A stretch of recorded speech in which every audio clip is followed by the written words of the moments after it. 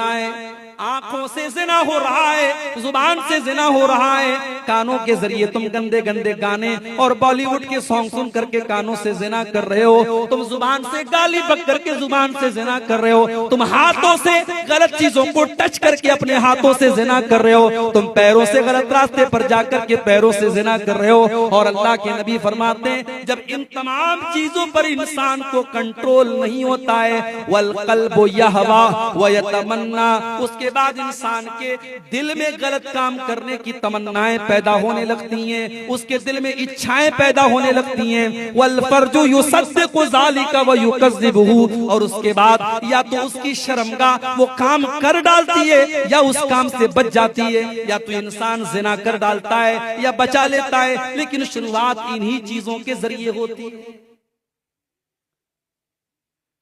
आज ये जिना आम हो रहा है, और क्यों आम हो रहा है? क्योंकि हमने निकाह को मुश्किल बना दिया।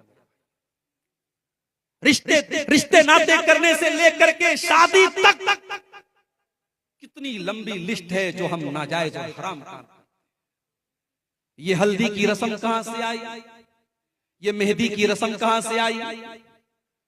लड़की को हल्दी लगाई जा रही है, खानदान की सारी लड़कियां इकट्ठा हुई हैं, सब पीले पीले रंग के कपड़े पहने हुई हैं। उस घर में अकीका की दावत तो नहीं होती, वलीमा की दावत तो नहीं होती, लेकिन हल्दी की रस्म जरूर पूरी की जा रही है। सारी लड़कियां हल्दी के कलर का कपड़ा पहनी है और दुल्हन को हल्दी लगाई जा रही है।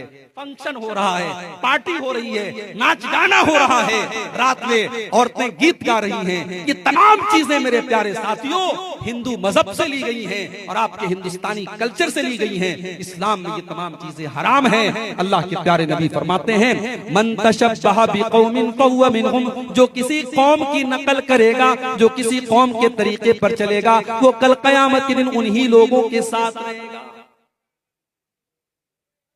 शादी हो रही है, नाच हो रहा है, गाना हो रहा है, मुसलमान के घर की शादी है, और आगे बहुत बढ़ करके बताऊं अहले हदीस के घर की, सीने पर हाथ बांधने वाला और रफ़ुल यदैन करने वाला और आमीन जोर से बोलने वाला और नबी की एक सुन्नत पर अमल करने का दावा करने वाला, उसके घर में भी नाच गाना हो रहा है शादी के मौके।